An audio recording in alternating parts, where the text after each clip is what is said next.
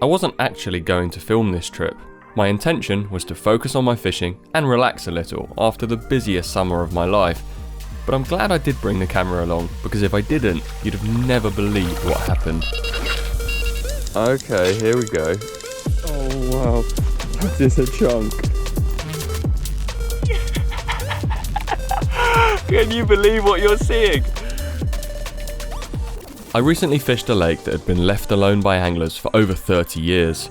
In that time, the fish had gone about their lives, growing large on the masses of natural food held up in the weeds. We're nearly here. I think this is the right place. Lately, I've not been so well, but the doctors have struggled to work out what was actually wrong. I think my body's just been trying to tell me to calm down, stress less, and find some peace. Feels like I'm on holiday already. Well, I am on holiday. I got looking for a little solo break, somewhere I could relax. Lots of places I looked at where I could combine fishing with some sightseeing were booked up or quite expensive, but then I found Domaine de Goncourt in France. A friend of mine, Andrew Ellis, who I did the lake netting with a few months back, suggested I should go there because they'd recently bought a new lake and were keen to find out what lived in there. First thing, lap of the lake, look for fish. The water is incredibly clear. Oh, it looks awesome. There's carp down here. I can't really tell what sort of numbers. The glare is so bad, like I can barely even see through the water, but there are definitely carp around. They're really shy.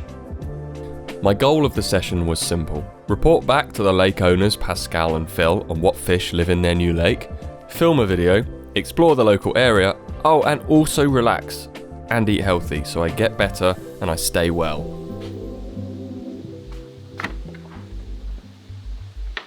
The only thing that would stand between me and a restful, enjoyable and healthy week was the ringy thingy, the existential crisis rectangle. I work and think non-stop when I'm at home. The mind just never seems to switch off, so whilst I was here, I was very keen to stay off of the Doom device as much as possible.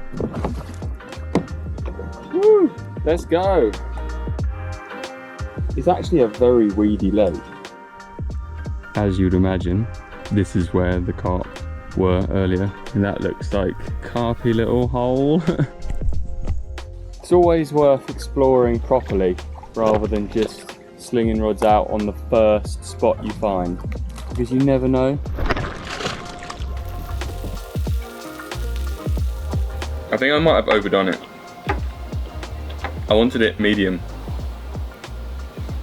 I don't know, there's a bit of pink inside. A nice medium rare steak. Sorry for talking with my mouth full of food.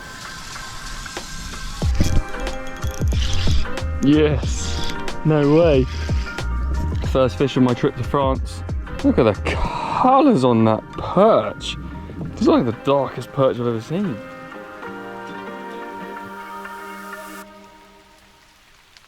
It's unlike me to not get rods out and fish the first night of a trip, but my mind wasn't quite in it yet. I think work and the state of the world still had their hold on my brain. I put some new line on the reels about 3 or 4 weeks ago, and I didn't end up actually doing any carp fishing for a bit. Well, I didn't end up doing any fishing for a bit. I just did a lot of laying in bed and coughing, taking tablets for pain. But this is what nourishes the soul, my friends. This is what really makes you better. I mean, antibiotics kind of helped with the pneumonia, but this week is going to help me with my mind. Nice to meet you, mate. Nice to meet How you. you doing? Oh, Patrick. Patrick. Patrick's dad. Nathan. Rambo, car. Oh, is that your biggest ever? Yeah, that's it. And when he says 5, do it really fast.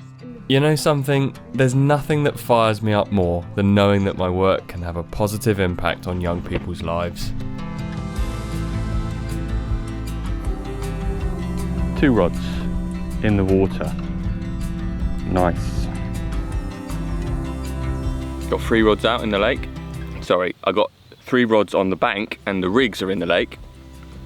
All of them dropped on different sort of depths. I got one really shallow, it's probably like 2 foot. Another one a bit further off the bank, maybe 4 or 5 foot, and then another one so deep that I could barely see the rig when it got to the bottom. That's going to be the big fish rod. The makeup of these lakes is rather interesting, as they were once gravel quarries, like many of the lakes around this region. In fact, it's probably the main industry in this area, and after the topsoil has been removed, below the gravel is then stripped away until they hit clay. These massive holes in the ground are then handed back to nature. Over time they fill with water, and many years later, my hosts, Pascal and her family, like to turn them into fishing lakes. If I'm honest, it's always been my dream since I was a little kid to one day have my own fishery. And this has kind of elevated that, but it's also made me think it's so much work. Running your own lakes is so much energy and so much work. It has to be your whole life, doesn't it? Yes, yes, true, yes. You need to have passion, because if you don't have it, believe me, it doesn't last. I found it incredible the legacy that Pascal has built here, adding further fuel to the fire that one day I'll save up enough money to build a lake where young lads like Patrick can come and fish. We toured the rest of the fishery, visiting all 10 lakes that you can book through their website, before arriving back on Folly Lake, where I had some surprise visitors. Since when did you drive Mum's car? Me? Yeah. I got insured. Oh, you did? Yeah. That's good. It's quite a nice place, there's just loads of lakes everywhere. Yeah. My family just happened to be on the way back from a holiday nearby, so popped in to see how I was doing. They've been a little bit concerned about me recently, you know how family can be, so I think it was good to show them that I was on the mend. We enjoyed some food before they left me to my challenge. Find out if there's any big uns in this lake. Well, that little camera is what I call bite cam. The battery lasts ages, and normally I use it to just film the rods all day, just in case something happens. And today, it didn't happen. The only bites that I've had have been the mosquitoes that have absolutely destroyed me this evening. So I'm about to go in the bivvy, which has been zipped up with mosquito mesh down, and yeah, get some sleep.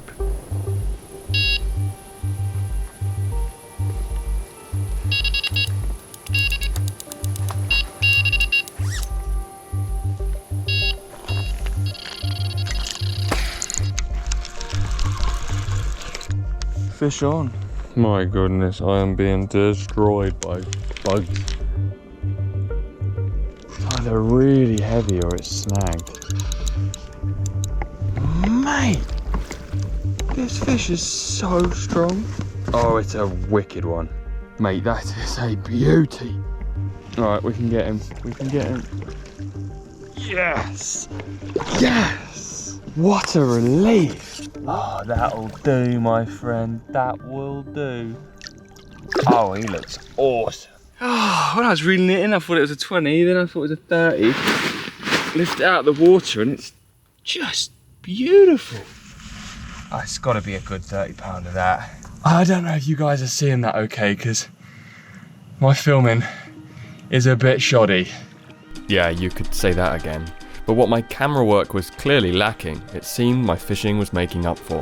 We were off the mark.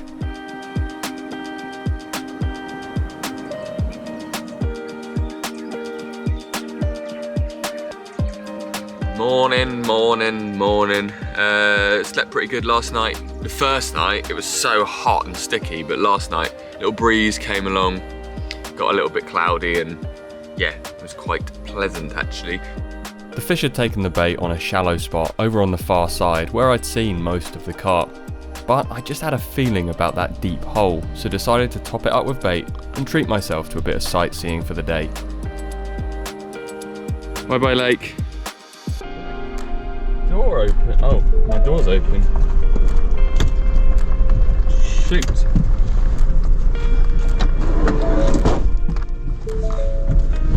Didn't quite do that like James Bond, but at least I tried. I feel like I'm in the heart of French fishing, you know. Lac de Deux is just down the road, and that's an incredible lake.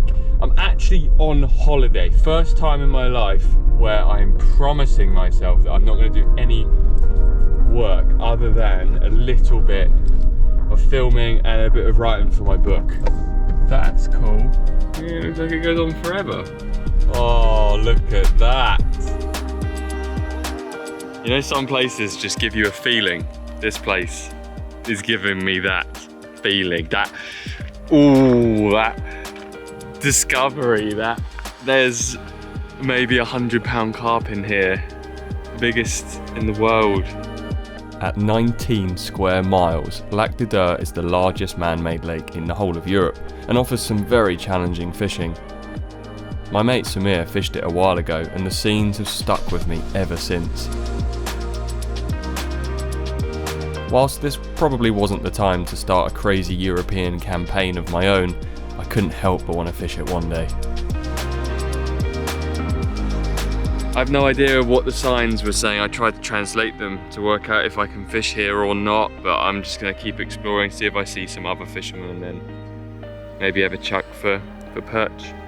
I don't think I'm going to go start towing rigs out in a boat and trying to break the world record carp though. I think I need to come back a little more prepared for that one.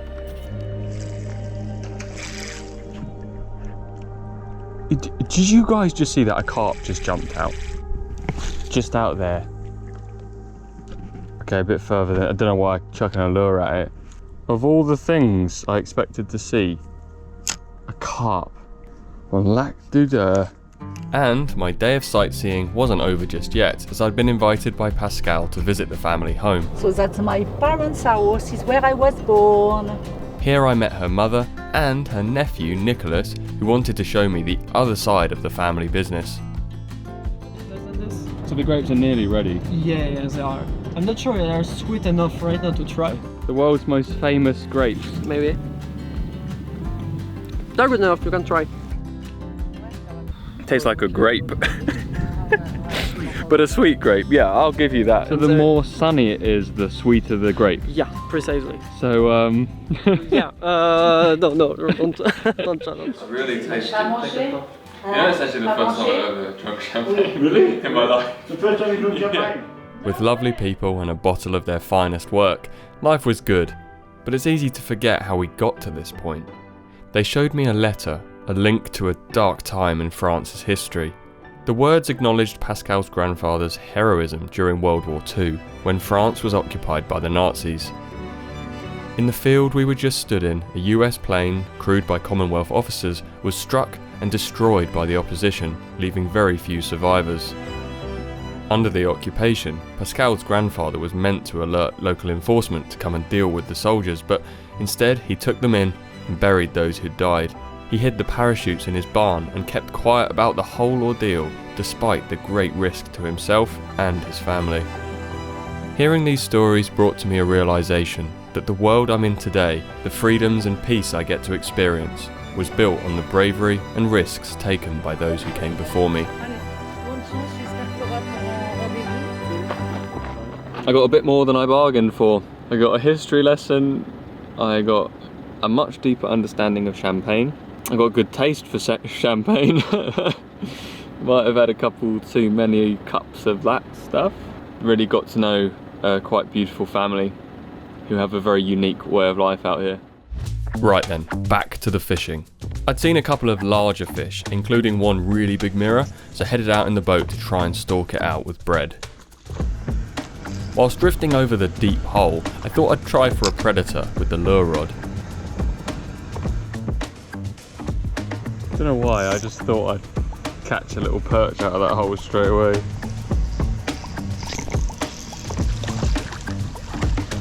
Oh.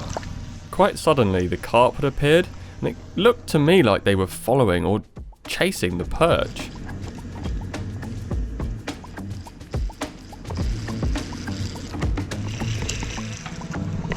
To my surprise, not once but twice, the carp followed my lure as if they were trying to ambush it.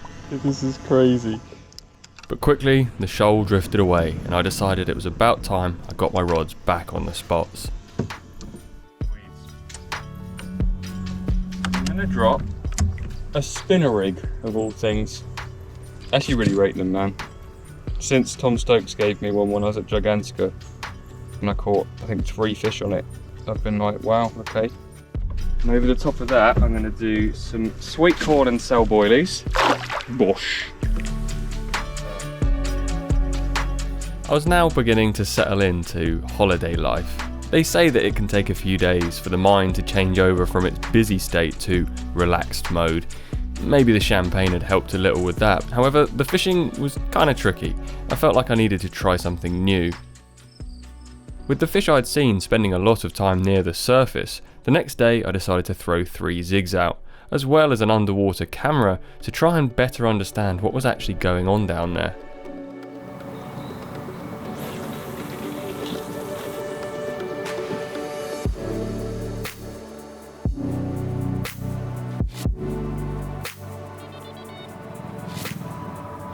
It's quite incredible perspective actually. It's just an angle that you never really get to see.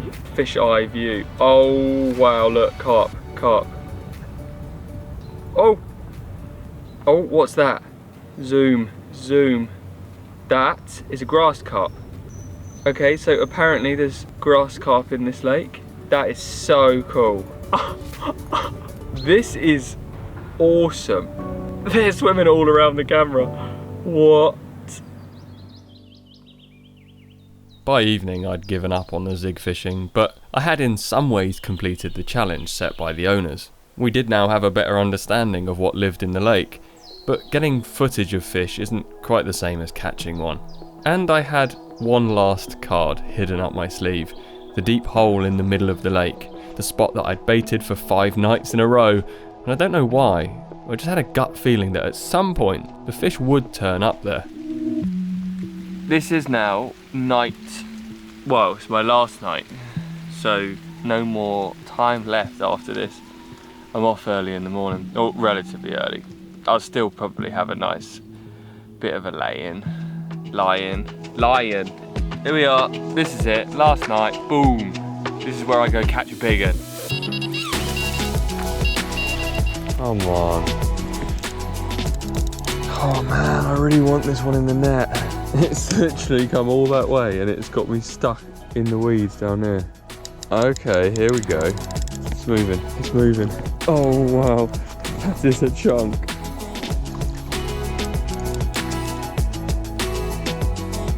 Yeah.